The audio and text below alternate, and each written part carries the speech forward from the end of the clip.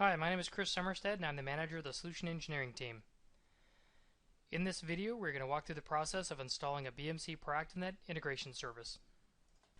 The first step is to point a browser on the server where you intend to install the integration service to the ProactiveNet Central Monitoring Administration console running on your central server.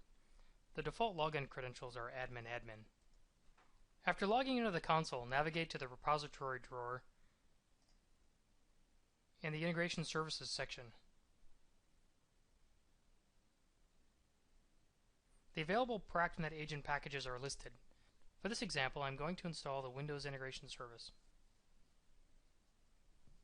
Double-clicking on the file will download the setup file for installation. Once the installation is complete, double-click the executable to start the installation process.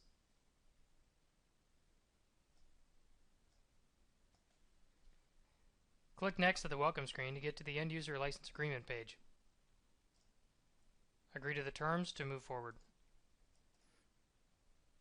After clicking Next, the installation program will run through a pre-installation check to ensure that the necessary requirements are in place for a successful installation. Warnings or more critical issues will be flagged, and you will have the option to resolve the issues or proceed forward depending on the severity. The default installation directory is under Program Files BMC Software BPPM Agent, but you're given the option to change the directory.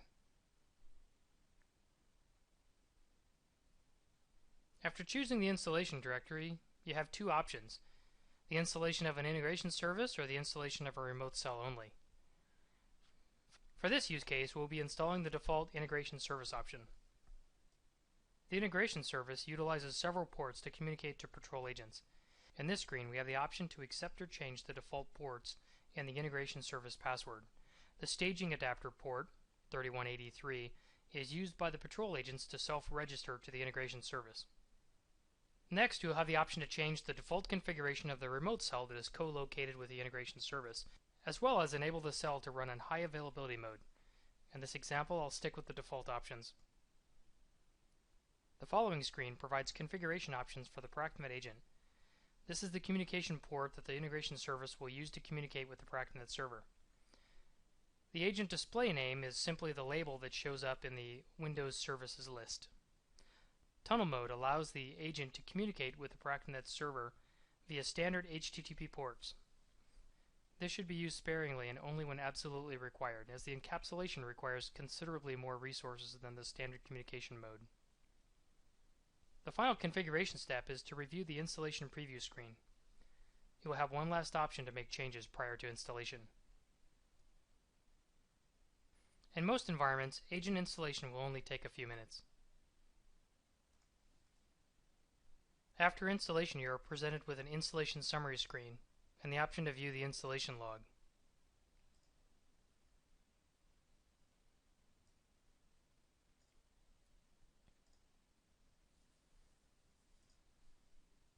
This concludes the installation of the agent and the integration service. The next step is to connect and configure the integration service to the ProactiveNet server. At this point, the BPPM agent and integration service have been installed, but are dormant until the agent has been added to the ProactiveNet server. In normal agent-to-server communication, the server will initiate communication. The next step is to launch the administration console on the ProactiveNet server where you want to add the integration service. You can do that from the PW tray icon. The default username and password is admin.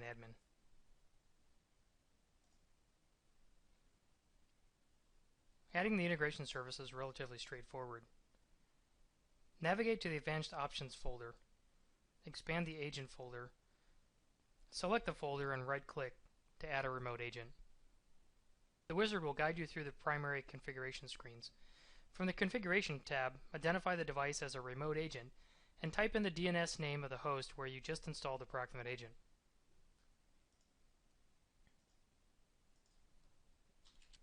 The DNS name will be automatically added.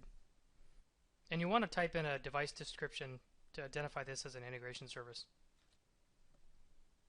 Ensure that agent installed on device is selected and click Next.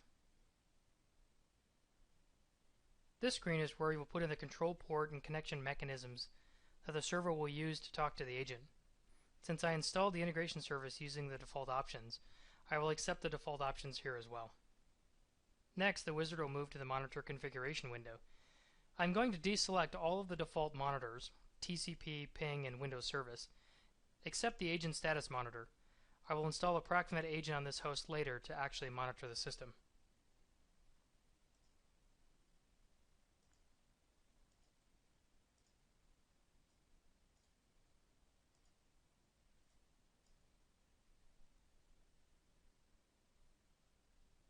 Click Finish to skip the rest of the wizard and connect the agent to the server. You can see that the agent is now connected. The BMC Patrol adapter has automatically been added and configured, and the remote agent has been added to the device folder. You can see that the agent is now connected. The BMC Patrol adapter has also been added and is ready to accept incoming connections from patrol agents. That concludes this video on installation service installation. Please join me for the next video on creating a patrol installation package. Thank you.